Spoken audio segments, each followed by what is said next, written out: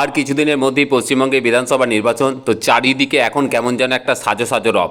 এরই মধ্যে নির্বাচন কমিশনের তরফ থেকে ডিউটি সংক্রান্ত বিষয়ে একটা ক্লারিফিকেশন অর্ডার কিন্তু পাবলিশ করা হয়েছে। দেখুন, এই অর্ডারে একদিকে যেমন লক্ষাধিক কর্মীকে ডিউটি থেকে অব্যাহতি দেওয়া হয়েছে, তারই পাশাপাশি কেন্দ্র এবং রাজ্যের সমস্ত কর্মচারীদের আলাদা করে লিস্ট এবং কেন্দ্রীয় কর্মচারীদের কি প্রিজাইডিং দেওয়া হবে কিনা সেই বিষয়গুলো কিন্তু ক্লিয়ার করা হয়েছে। তারই পাশাপাশি বিএলওদের ডিউটি সংক্রান্ত বিষয়টায় উল্লেখ আছে ও প্রয়োজন পড়লে পাশের জেলাতেও কিন্তু কর্মীদের ডিউটি দেওয়া যেতে পারে। সামগ্রিক বিষয়গুলি খুব সংক্ষেপে আমি আপনাদের সামনে তুলে ধরার চেষ্টা করব। আর একটা বিশেষভাবে উল্লেখ করি, এই অর্ডারের সম্পূর্ণ বাংলায় অনুবাদ কিন্তু আমি করে দিয়েছি। আপনাদের যদি প্রয়োজন মনে করেন অবশ্যই কিন্তু আপনারা ডেসক্রিপশন এবং কমেন্ট বক্স থেকে সেটাকে ডাউনলোড করে দেখতে পারেন। আপনাদের কাছে রিকোয়েস্ট, ডাউনলোড করুন, দেখুন এবং নিজের পরিচিতদের মধ্যে বেশি করে শেয়ার করুন, যাতে করে সকলে একটু নিশ্চিন্ত থাকতে পারেন।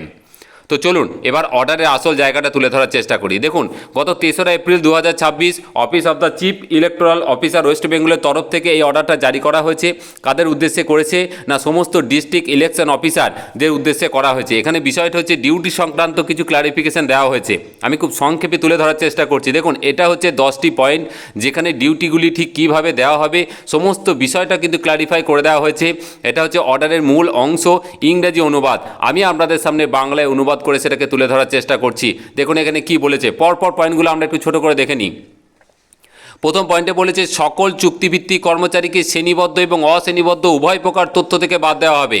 মানে সমস্ত কন্ট্রাকচুয়াল যে সমস্ত কর্মচারী ছিলেন, যাদের এই দুটি লিস্ট করা হয়েছিল, যে একটা মোটামুটি ক্যাটাগরাইজ করা হয়েছিল আর একটা যদি প্রয়োজন পড়ে তো নেওয়া হবে এরকম, তো সমস্ত প্রকার লিস্ট থেকে তাদেরকে কিন্তু বাদ দেওয়া হলো।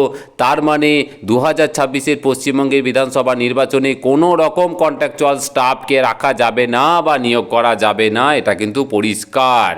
দ্বিতীয় পয়েন্টে কি বলেছে, কেন্দ্রীয় সরকার, রাজ্য সরকার ও লিঙ্গভিত্তিক বন্টনের ভিত্তিতে প্রিজাইডিং এবং বিভিন্ন যে পোলিং পার্সোনাল তাদের কিন্তু আলাদা আলাদা করে সম্পূর্ণ একটা তালিকা প্রস্তুত করতে হবে, যেখানে কেন্দ্রীয় কর্মচারী, রাজ্যের কর্মচারী এবং লিঙ্গভিত্তিক মেল ফিমেলের কিন্তু আলাদা ট্যালি শিট একটা তৈরি করতে হবে, কারণ এটা ডিউটি বন্টনের ক্ষেত্রে কিন্তু সুবিধা হবে। দেখুন তারপরে কি বলেছে না, সকল কেন্দ্রীয় সরকার ও কেন্দ্রীয় রাষ্ট্রায়ত্ত সংস্থার কর্মচারীদের তাদের সিনিয়রিটি, বেতন স্কেল, পদমর্যাদা অনুসারে প্রিজাইডিং অফিসার, পোলিং পার্সোনাল হিসাবে শ্রেণীবদ্ধ করা হবে। জেলা পর্যায়ে কোনো মাইক্রো অবজারভার রাখার কিন্তু প্রয়োজনীয়তা নেই। এই বিষয়টা, এই জায়গাটা ভীষণ গুরুত্বপূর্ণ। কেন্দ্রীয় সরকারি কর্মচারীদের কিন্তু সম্পূর্ণ একটা আলাদা লিস্ট করা হচ্ছে এবং যে লিস্টে তাদের সিনিয়রিটি থেকে শুরু করে তাদের বেতন, তাদের পদমর্যাদা অনুযায়ী কিন্তু তাদের এই লিস্ট অনুযায়ী তাদেরকে পোস্টিং দেওয়া হবে। কাজে এ কথা আমরা হয়তো কিছুটা হলেও আন্দাজ করতে পারি, কিছুটা হলেও ধরে নিতে পারি যে কেন্দ্রীয় সরকারি কর্মচারীদের এবারে 2026-এর বিধানসভা নির্বাচনে কিন্তু ভীষণভাবে ইনভলভ করার একটা প্রচেষ্টা আছে। তো কাজেই যারা প্রিজাইডিং অফিসার এতদিন কাজ করেছেন বা যারা অন্যান্য পোলিং পার্সোনাল হিসেবে কাজ করেছেন, তাদের মধ্যে হয়তো বা অনেকেরই ডিউটি থেকে অব্যাহতি মিললেও মিলতে পারে। তবে হ্যাঁ, অবশ্যই সেটা নির্ভর করছে যে ভোট কর্মী সংখ্যাটা ঠিক কোন জায়গায় গিয়ে দাঁড়াচ্ছে তার ওপর। তবে কেন্দ্রীয় সরকারি কর্মচারীদের এবারের ইলেকশনে বিশেষভাবে গুরুত্ব দেওয়া হচ্ছে। দেখুন তারপরে কি বলেছে না, সর্বোত্তম সংখ্যক মহিলা ভোট গ্রহণ দল মোতায়েনের চেষ্টা করা হবে। মানে ম্যাক্সিমাম যারা আছেন সেই মহিলা যে সমস্ত ভোটকর্মী আছেন তাদের একটা দল তৈরি করা হবে এবং তাদেরকে প্রয়োজন অনুসারে বিভিন্ন বুথে কিন্তু তাদেরকে পোস্টিং দেওয়া হবে। তারপরে কি বলেছে দেখুন, শ্রেণীবিন্যাসের জন্য সকল উপলব্ধ কর্মচারীকে কাজে লাগানো হবে এবং ভোট কর্মীর ঘাটতি রয়েছে এমন পার্শ্ববর্তী জেলাগুলিতে মোতায়েনের জন্য একটি উদ্বৃত্ত কর্মী দল প্রস্তুত করা হবে। একটা এক্সট্রা একটা উদ্বৃত্ত একটা গ্রুপ তৈরি করা থাকবে।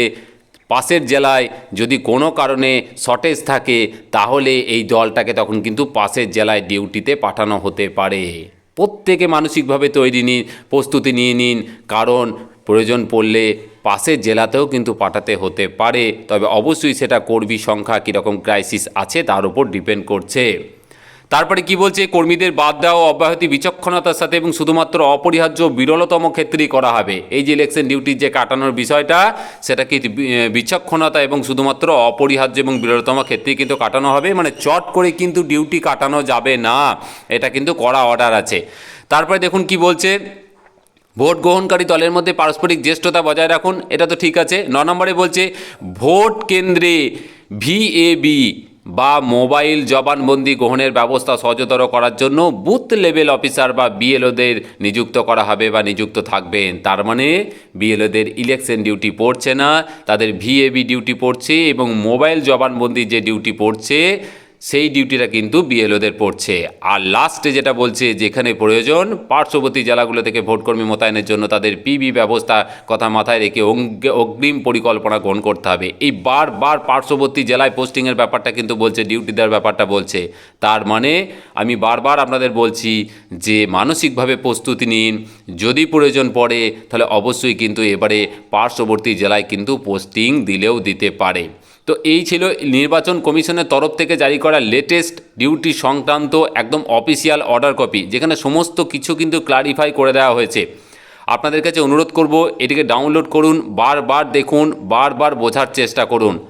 আর এই ছিল আজকের লেটেস্ট আপডেট। পরবর্তী আপডেট পেলে অবশ্যই আবার আপনাদের সামনে এসে হাজির করব। খুব ভালো থাকবেন, ধন্যবাদ।